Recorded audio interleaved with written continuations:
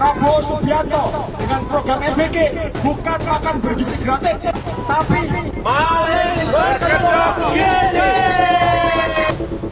UMKM tersingkir, program makan gratis Prabowo justru dikuasai konglomerat politik. Bayangkan, program yang katanya dibuat untuk membantu rakyat kecil justru dikuasai oleh para konglomerat politik. Program makan bergizi gratis yang dijanjikan oleh pemerintah Prabowo Subianto dan Gibran Rakabuming Raka seharusnya menjadi peluang besar bagi UMKM di seluruh Indonesia. Tapi di lapangan muncul fakta yang mengejutkan. Alih-alih UMKM yang berkembang, justru para politisi dan elit lokal yang menguasai dapur program ini.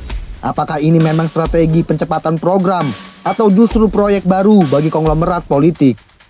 Kritik keras datang dari dunia kampus. Ketua BEM dari Universitas Gadjah Mada, Tio Ardianto, secara terbuka mempertanyakan arah program ini. Menurutnya, program makan bergizi gratis yang semestinya membantu rakyat justru berpotensi menjadi ladang bisnis bagi elit politik lokal. Tapi kenapa 82 juta anak-anak harus dipaksa makan MBG? Proyek! Karena proyek.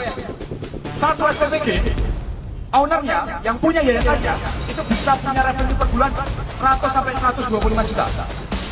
Yang bisa punya SPPG itu bukan melalui mekanisme yang demokratis, tapi yang dekatlah yang dapat.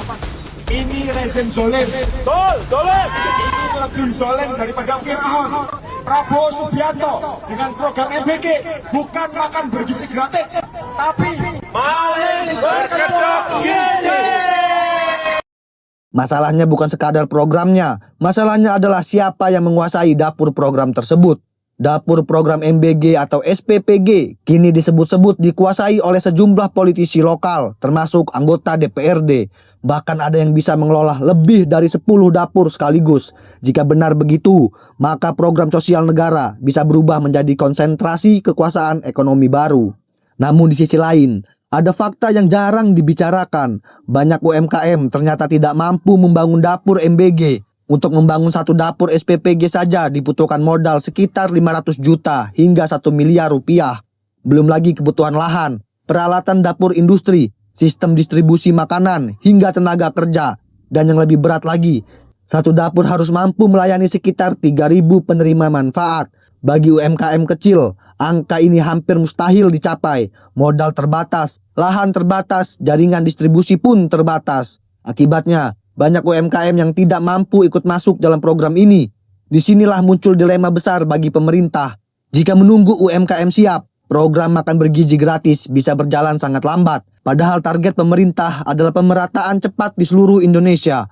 Karena itulah pemerintah akhirnya membuka ruang bagi investor besar dan konglomerat politik untuk membangun dapur SPPG. Logikanya sederhana, jika satu konglomerat bisa membangun puluhan dapur sekaligus, maka distribusi makanan untuk anak-anak bisa jauh lebih cepat. Pertanyaan kemudian berubah. Apakah ini strategi percepatan program atau justru awal dari monopoli proyek negara oleh elit politik?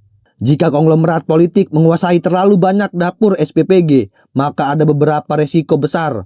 Pertama, ketimpangan ekonomi baru. Program yang seharusnya memberdayakan UMKM justru memperkuat pemain besar. Kedua, potensi konflik kepentingan politik. Ketika politisi ikut menjadi pelaku bisnis dalam program negara, maka batas antar kebijakan publik dan kepentingan pribadi bisa kabur. Dan ketiga, risiko ketergantungan negara pada segelintir pemain besar. Jika ini terjadi, maka program sosial negara bisa berubah menjadi proyek ekonomi elit.